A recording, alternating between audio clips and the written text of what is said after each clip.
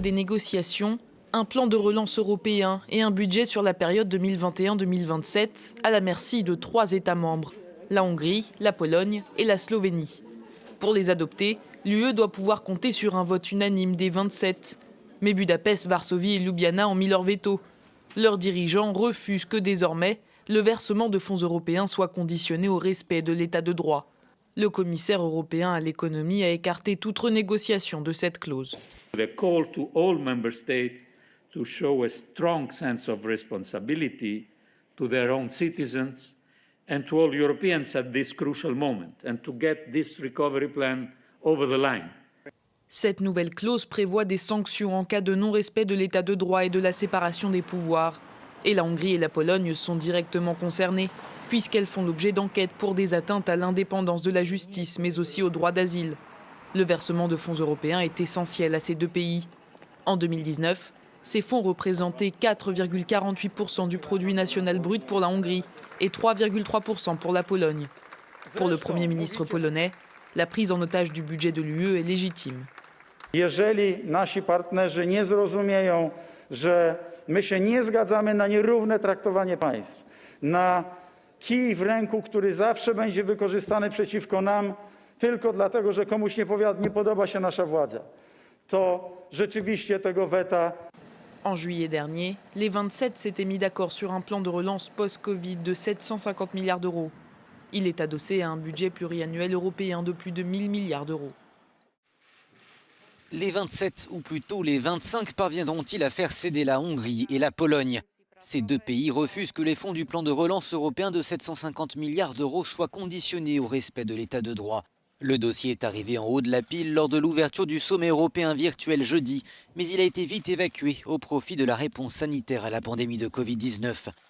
Alors que Varsovie et Budapest ne semblent pas bouger, les Européens appellent à la poursuite des discussions. Ce paquet financier est essentiel pour notre reprise économique, explique Charles Michel, le président du Conseil européen. Concernant le mécanisme de conditionnalité, la grande majorité des États membres est d'accord avec le compromis sur la table. Nous allons donc poursuivre les discussions afin de trouver une solution acceptable pour tous. Le plan de relance est adossé au budget européen 2021-2027 et c'est là que l'unanimité des États est nécessaire. Le blocage empêche au final les 27 d'emprunter sur les marchés. Cet endettement commun pour financer le plan de relance étant la grande première pour l'Union européenne. Nous avons donc le devoir d'essayer de trouver une solution. C'est d'une importance évidente et nous allons essayer, a déclaré Angela Merkel, la chancelière allemande. Ce n'est pas un problème facile à résoudre, c'est un problème très sérieux, donc je ne peux pas spéculer sur ce sujet. Je peux seulement dire que nous y travaillerons durement et sérieusement.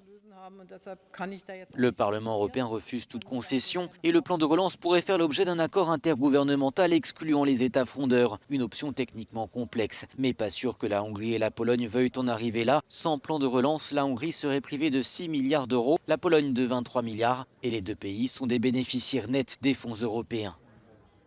Il faut comprendre ce qui s'est passé, et notamment au mois de juillet. Au mois de juillet, les pays européens se sont mis d'accord sur le principe d'une aide massive de 720 milliards d'euros, c'est considérable, mais une aide qui est quand même liée au respect de l'état de droit, au respect des valeurs de l'Union européenne.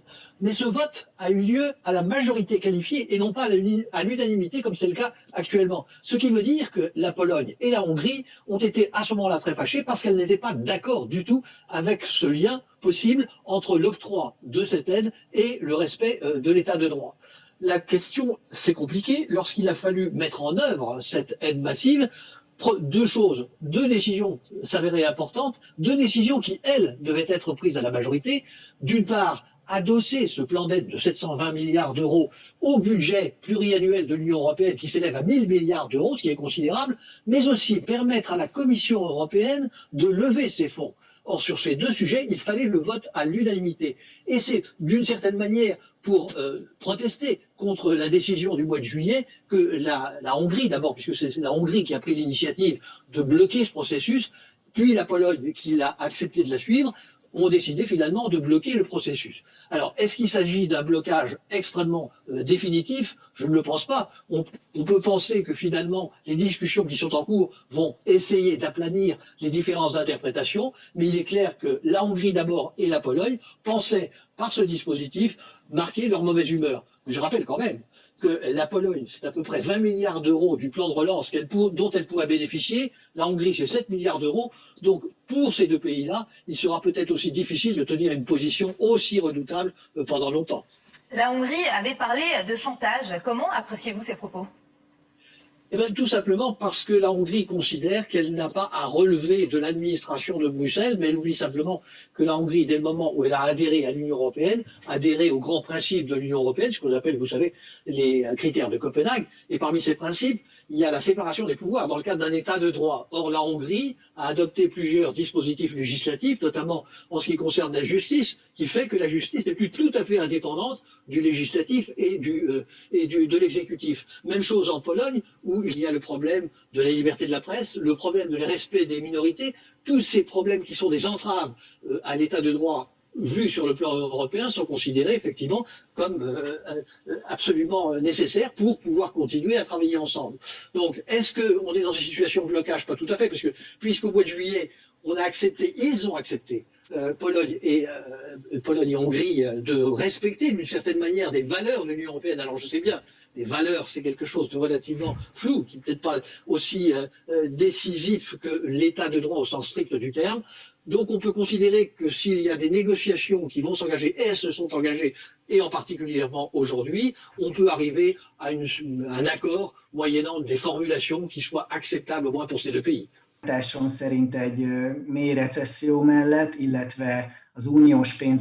En raison de ces facteurs, à mon avis, même en profonde récession et avec l'incertitude sur les fonds de l'Union européenne, le budget hongrois est dans une position stable. Et je ne vois aucune faille qui permettrait de faire chanter ou briser la volonté du gouvernement hongrois et dans l'ensemble, faire mentir le scénario qu'il essaye d'imposer au reste de l'Union européenne. Je ne vois donc pas la possibilité de faire suffisamment pression sur Budapest pour que la Hongrie signe un accord qu'elle ne veut pas signer.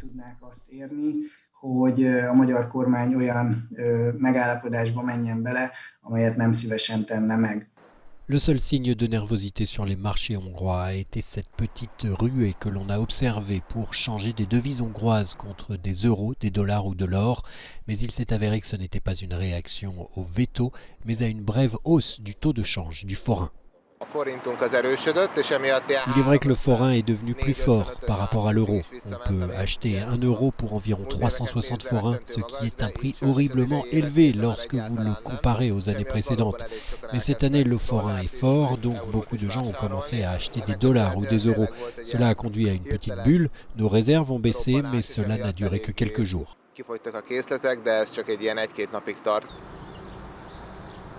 De nombreux analystes occidentaux ont supposé que Viktor Orban bluffait et que la Hongrie avait besoin des fonds du Next Generation Fund autant que tout autre État membre. Mais il semble que le gouvernement hongrois se soit préparé aux conséquences économiques de son veto et que le peuple hongrois ne soit pas vraiment inquiet, en tout cas pour l'instant.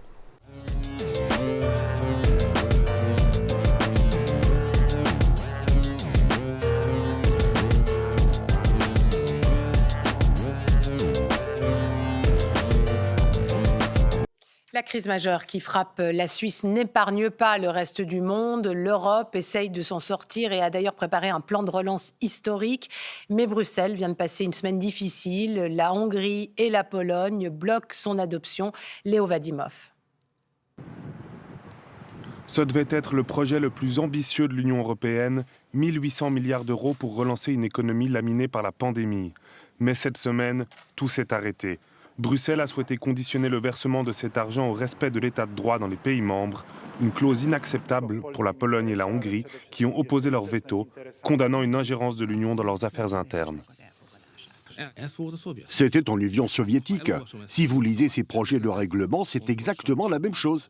Sans critères objectifs, ils veulent faire du chantage au pays sur une base idéologique et sans recours. Ce n'est pas ce que nous voulions. L'Union européenne n'a pas été créée pour être une autre Union soviétique. Colère chez de nombreux membres qui rappellent que le respect de certaines règles de droit font bien partie des fondements de l'Union. Nous sommes inquiets pour l'état de droit en Hongrie, par exemple, pour les droits des homosexuels, la liberté de la presse, la démocratie. Nous pensons qu'il est important qu'il y ait un instrument pour sauvegarder l'état de droit. Nous soutenons le résultat des négociations à Bruxelles, mais la Pologne et la Hongrie ont déjà déclaré qu'elles y étaient opposées. Cela signifie que nous n'avons pas encore pu envoyer les documents au Parlement européen et qu'il ne peut donc pas y avoir d'accord sur ce point la semaine prochaine. Nous continuerons à discuter avec la Pologne et la Hongrie en tant que président de l'Union pour savoir ce que nous pouvons faire pour que l'accord soit possible. Hier soir, les dirigeants européens se sont réunis lors d'un sommet virtuel sans pouvoir débloquer la situation. Le plan de relance historique censé aider des millions d'Européens est aujourd'hui au point mort et l'Union lutte à nouveau contre ces divisions. Isabelle Horry, plan de relance au point mort. Est-ce que ce soir, l'Union est face à une véritable crise ? Bon, on va dire que l'Union européenne a quand même une certaine expérience des crises et aussi des chantages de dernière minute. Mais ce qui est important, c'est que cette crise autour du plan de relance, elle sert de révélateur en fait à une autre crise qui est peut-être encore plus grave, plus profonde, plus durable. Cette crise, c'est donc cette opposition de plus en plus frontale entre, grosso modo, l'ouest du continent et puis ce que certains appellent à l'est les démocraties libérales, comme la Pologne et la Hongrie. Souvenez-vous, déjà en 2015, ces pays avaient bloqué la répartition des migrants à l'échelle de tout le continent. Ils ont aussi été attaqués devant la Cour de justice européenne pour le manque d'indépendance de leur justice. Et eux, donc, ils rétorquent qu'en fait, ils sont injustement ciblés parce qu'on n'aime pas leurs valeurs conservatrices autour de l'homosexualité, l'avortement ou encore de la migration. Ils affirment que c'est leur souveraineté qui est attaquée. C'est frappant de les entendre comparer maintenant l'Union européenne à l'URSS, y compris dans les réunions de ministres ici.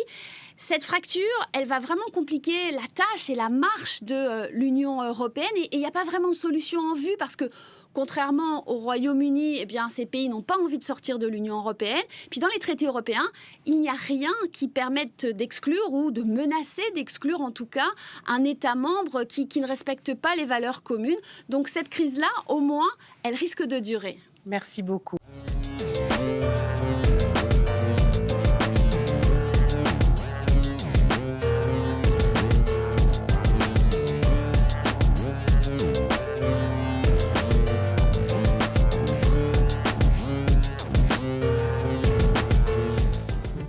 Somebody has gone into the system, so we have to stop it. Well, who is you? Well, it's in our system. Who are you?